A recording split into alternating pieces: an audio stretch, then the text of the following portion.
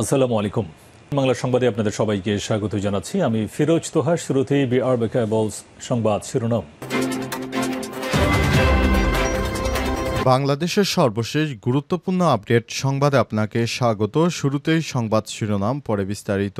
প্রথমেই জানাবো, অপমানে কারখানা ছাদ থেকে লাফিয়ে শ্রমিকের মৃত্যু রণক্ষেত্র গাজীপুর। গাজীপুরের নয়নপুরে নতুন বাজার এলাকায় জিন্নাত নিটওয়ার লিমিটেড কারখানার ছাদ থেকে লাফিয়ে এক শ্রমিকের মৃত্যুর ঘটনাকে কেন্দ্র করে শ্রমিকদের মাঝে উত্তেজনা ছড়িয়ে পড়েছে। বিক্ষুব্ধ শ্রমিকদের অভিযোগ, কর্তৃপক্ষ দুর্ব্যবহারের কারণে শ্রমিক আত্মহত্যা করেছে। এর জেরে পুলিশের সঙ্গে পাল্টাপাল্টি ধাওয়া, দফায় দফায় সংঘর্ষে রণক্ষেত্রে রূপ নেয় ওই এলাকায়। ঘটনাকে কেন্দ্র করে আজ সকাল ৯টার দিকে সেখানে পুলিশের সঙ্গে সংঘর্ষে জড়িয়ে পড়েন বিক্ষুব্ধ শ্রমিকরা। এক পর্যায়ে ঘটে ধাওয়া পাল্টা ধাওয়া। পরে পরিস্থিতি নিয়ন্ত্রণে টিয়ার শেল নিক্ষেপ করে শ্রমিকদের ছত্রভঙ্গ করে দেয় পুলিশ। সংঘর্ষ চলাকালে অন্তত অর্ধশতাধিক শ্রমিক আহতের খবর পাওয়া গেছে। এছাড়াও শ্রমিকদের উপর গুলি ছোড়ার অভিযোগ উঠেছে পুলিশের বিরুদ্ধে। জানাবো, গাজায় নিঃসন্দেহে যুদ্ধ অপরাধ করছে ইসরায়েল, বলছেন ম্যাথিউ মিলার। ফিলিস্তিনের গাজায় ইসরায়েল যুদ্ধ অপরাধ করছে নিয়ে কোনো সন্দেহ নেই বলে মন্তব্য করেছেন যুক্তরাষ্ট্রের সাবেক প্রেসিডেন্ট জো বাইডেন প্রশাসনের পররাষ্ট্র দপ্তরের মুখপাত্র ম্যাথিউ মিলার। সম্প্রতি স্কাই নিউজের এক সাক্ষাৎকারেই মুখপাত্র এসব কথা বলেছেন। স্থানীয় সময় আজ ট্রাম্প 100 শীর্ষক পডকাস্ট সাক্ষাৎকারটি প্রকাশিত হয়েছে। সাক্ষাৎকারে বাইডেন প্রশাসনের অভ্যন্তরীণ মতবিরোধ, টানাপোড়েন ও নানা চ্যালেঞ্জ নিয়ে কথা বলেছেন মিলার। এরপর জানাবো, গাজায় ত্রাণ সহায়তা নিয়ে গ্রেটা থুনবার্গকে উপহাস, তোপের মুখে মার্কিন সিনেটর। ফিলিস্তিনে অবরুদ্ধ গাজায় ইসরায়েলের নৌ অবরোধের কার্যক্রম ভেঙে জলবায়ু কর্মী গ্রেটা থুনবার্গের ত্রাণ পৌঁছে দেওয়ার পদক্ষেপকে উপহাস করে ব্যাপক সমালোচনার মুখে পড়েছেন রিপাবলিকান সিনেটর লিন্ডসে গ্রাহাম। আজ এক প্রতিবেদনে এই তথ্য জানিয়েছে বার্তা সংস্থা রয়টার্স। এদিকে G7 শীর্ষ সম্মেলনে মোদিকে আমন্ত্রণ পাঠায়নি কানাডা। চলতি মাসের 15 থেকে 17 জুন কানাডায় অনুষ্ঠিত হবে G7 শীর্ষ সম্মেলন। এই অনুষ্ঠানটি যুক্তরাষ্ট্র, যুক্তরাজ্য, France, Germany, Italy, Canada, Japan নিয়ে গঠিত হলেও 2019 সাল থেকে এই সম্মেলনে নিয়মিত অংশগ্রহণ করছে ভারত।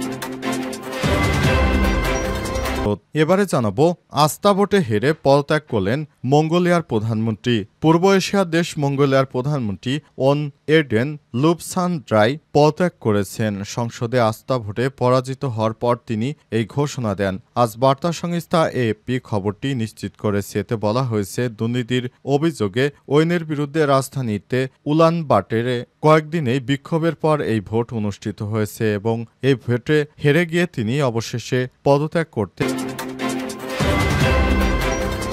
অপমানে কারখানা ছাদ থেকে লাফিয়ে শ্রমিকের মৃত্যু রণক্ষেত্র গাজীপুর।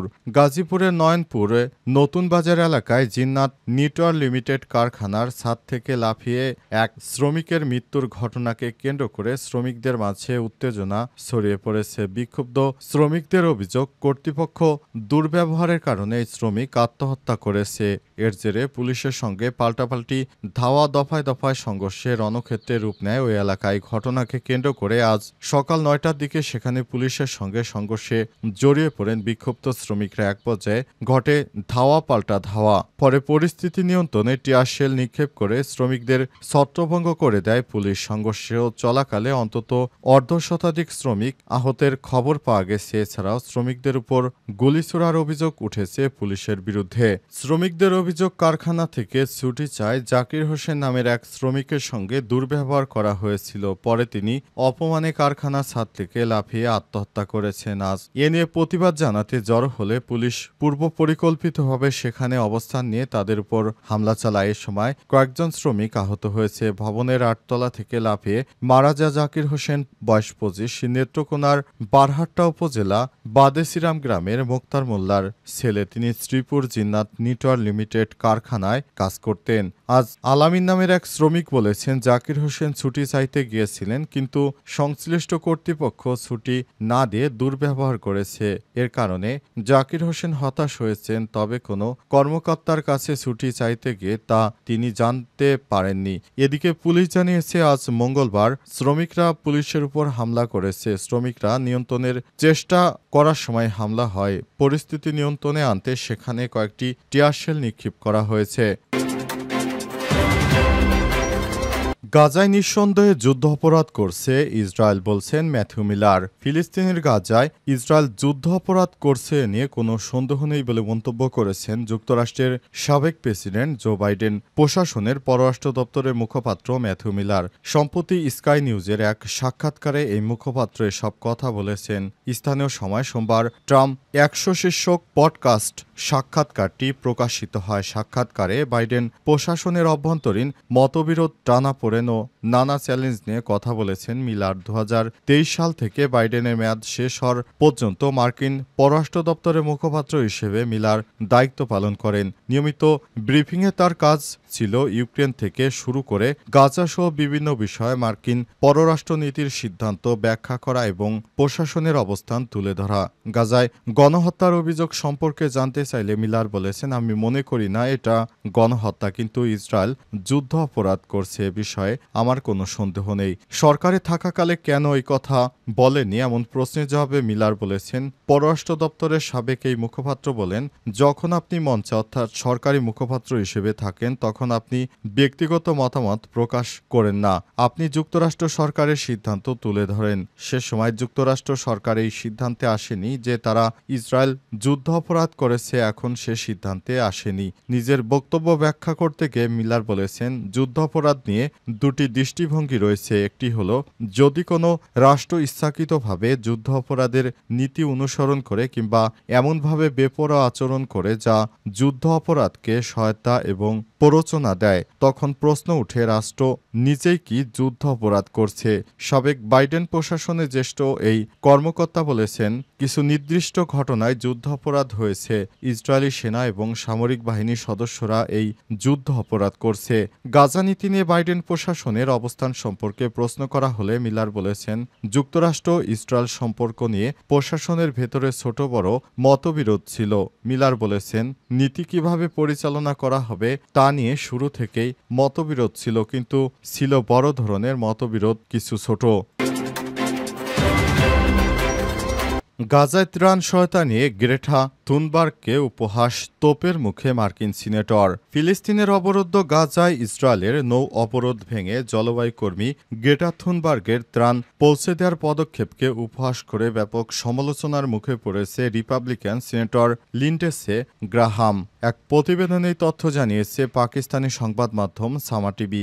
গ্রেটা থুনবার্গ আরও 11 জন মানবাধিকার কর্মী রোববার ইতালির দক্ষিণাঞ্চলে সিসিলি দ্বীপের কাতানিয়া বন্দর থেকে একটি ত্রাণ জাহাজে চড়ে রওনা হয়েছে। জাহাজটির নাম ম্যাডলিন। পুরো কার্যক্রমটি পরিচালনা করছে আন্তর্জাতিক কর্মী ও সংগঠক ফ্রিডম ফোর্টিলা কোয়ালিশন। থুনবার্গের এই পদক্ষেপের সমালোচনা করে সামাজিক যোগাযোগ মাধ্যম টুইটারে রিপাবলিকান সিনেটর লিন্ডসে গ্রাহাম লিখেছেন, আশা করি গ্রেটা এবং তার বন্ধুরা সাঁতার কাটতে পারবে। তার এই পোস্ট সামাজিক যোগাযোগ মাধ্যমে তীব্র প্রতিক্রিয়া সৃষ্টি করেছে। অনেক ব্যবহারকারী প্রশ্ন তোলেন, কেন একজন মার্কিন সিনেটর একজন তরুণ কর্মী সম্পর্কে এমন মন্তব্য করবেন।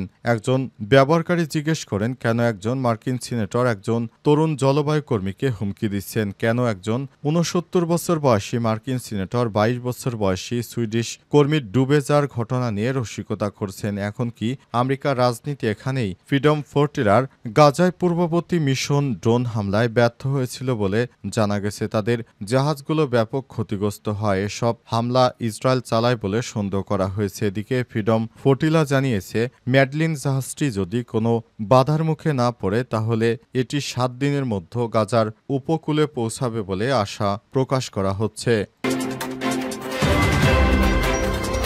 G7 শীর্ষ সম্মেলনে মোদিকে আমন্ত্রণ পাঠায়নি কানাডা।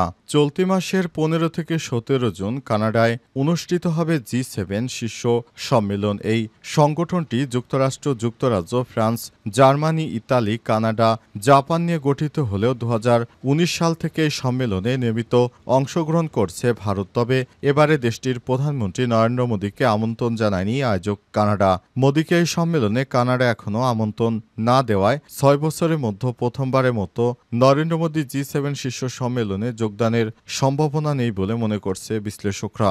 নরেন্দ্র মোদীকে এই সম্মেলনে আমন্ত্রণ না জানানোর পেছনে কারণ হিসেবে সামনে এসেছে দুই দেশের সাম্প্রতিক টানাপোড়েন। কেননা 2023 সালের সেপ্টেম্বরে কানাডার প্রাক্তন প্রধানমন্ত্রী জাস্টিন ট্রুডো ভারতের বিরুদ্ধে অভিযোগ তুলে ধরেছিল। তখন তিনি বলেছিলেন, খালিস্তানি বিচ্ছিন্নতাবাদী হরদীপ সিং নির্ঝর হত্যার সঙ্গে সরকারি এজেন্টদের জড়িত রয়েছে। ট্রুডোর এই অভিযোগকে অযৌক্তিক বলে তখন উড়িয়ে দিয়েছিল ভারত। এরপর থেকেই দুই দেশের দ্বিপক্ষীয় সম্পর্ক তলানিতে পৌঁছেছে। এরপর উভয় দেশে একে অপরের কূটনৈতিকদের বহিষ্কার করেছে, যা এই সম্পর্ক হ্রাস করেছে। তবে কানাডার নির্বাচনে কার্নির জয় দ্বিপক্ষীয় সম্পর্কের উন্নতির আশা জাগিয়ে তুলেছিল, কিন্তু দেশটির জনগণ মনে করে পরিস্থিতি এগিয়ে নেওয়ার জন্য এখনও সমস্ত ভিত্তি তৈরি হয়নি, যার প্রভাবে এবার পড়ল G7 শীর্ষ সম্মেলনে, যেখানে দুই দেশের সম্পর্কের টানাপোড়েনের কারণে আমন্ত্রণ জানানো হয়নি নরেন্দ্র মোদীকে।